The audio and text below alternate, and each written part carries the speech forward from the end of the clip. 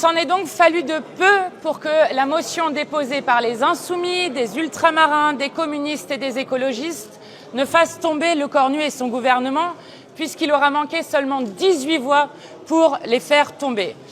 Notre première pensée est évidemment pour le pays, pour toutes celles et tous ceux qui vont souffrir des politiques cruelles qui sont annoncées par ce gouvernement dans les budgets qui vont venir, avec des retraités qui vont voir leur pension de retraite baisser pour 4 années de sous-indexation des pensions de retraite, à celles et ceux qui n'arrivent déjà plus à se soigner, avec 13 milliards de coupes dans la sécurité sociale, le doublement des franchises médicales, mais aussi les attaques contre les personnes qui ont des maladies chroniques, aux personnes qui perçoivent les APL, qui vont voir leur APL baisser là aussi, voire supprimer pour les étudiants étrangers, aux personnes qui vont voir leur impôt sur le revenu augmenter, ou encore pour les 5 milliards de coupes qu'il y aurait à la fois pour les communes et pour les collectivités. Bref, un pouvoir qui, comme d'habitude, veut être doux avec les riches et dur avec le peuple et veut faire payer à la fois les chômeurs et les privés d'emploi, les salariés, les retraités, les malades pour continuer ces politiques de cadeaux faits aux plus riches et aux multinationales.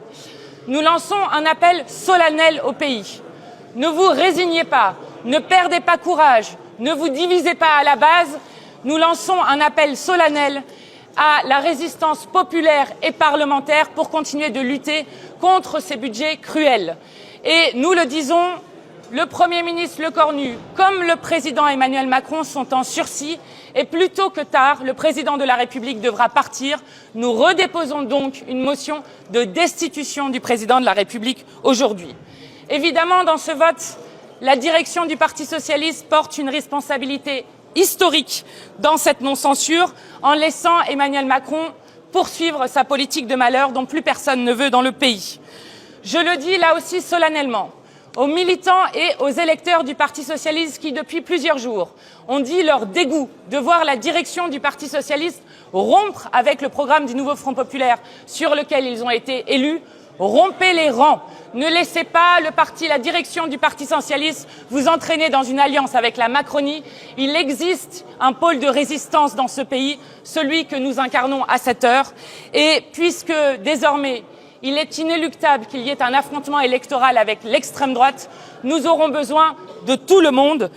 Nous incarnons à la fois l'alternative au macronisme, mais aussi à l'extrême droite, autour du programme du nouveau Front populaire.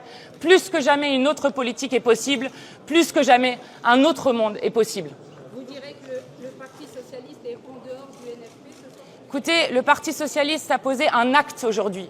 Et cet acte est celle d'une alliance de fait avec un accord de non-censure avec les macronistes.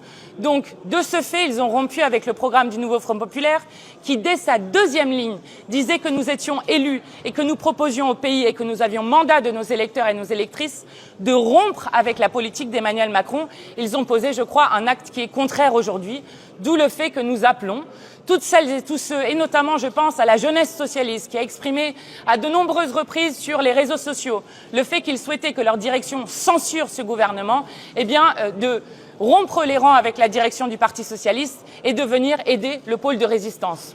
Oui, mais quand le PS dit qu'eux ont choisi la raison et de négocier pied à pied...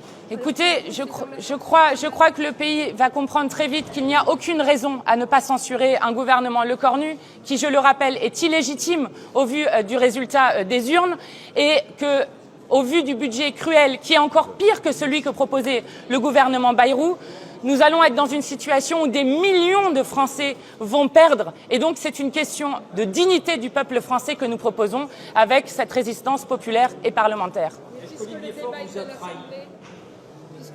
se passe à l'Assemblée, vous pourrez négocier pied à pied, point par point, des articles du budget.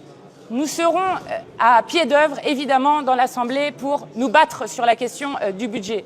Mais il ne vous a pas échappé que quand vous voyez, par exemple, que le Rassemblement national, qui est responsable de cette situation, puisqu'ils ont refusé par 8 fois de censurer François Bayrou, puis qu'ils ont refusé par 2 fois de voter notre motion de destitution du président de la République, qui aurait pu permettre de sortir par le haut de la crise dans laquelle nous a placé le président de la République, que le Rassemblement national a, par exemple, expliqué qu'il ne voterait pas en faveur de la taxe Zuckman, qui est juste la base minimum pour mettre fin au séparatisme fiscal des riches dans ce pays.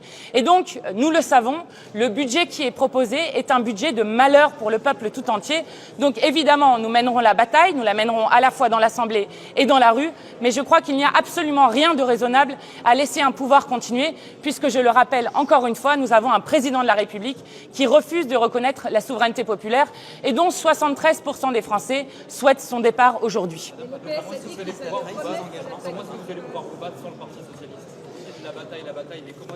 Eh bien, la bataille qui va avec la question qui a été aussi posée là, c'est pour ça que nous appelons à rompre les rangs pour toutes celles et ceux qui croient toujours dans le programme de rupture de Nouveau Front Populaire. Mais encore une fois, je le dis puisque ça va être expliqué à longueur d'antenne, ne vous résignez pas. Voilà ce que nous disons aux gens, ne vous résignez pas. Nous pouvons gagner à la fois les échéances qui arrivent parce que nous retournerons devant le peuple et nous l'avons démontré à de nombreuses reprises.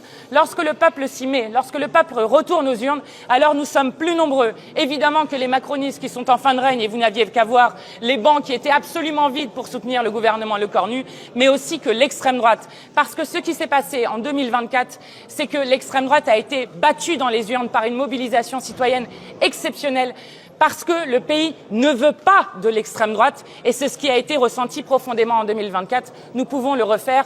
Donc courage, les mauvais jours finiront. Merci à vous.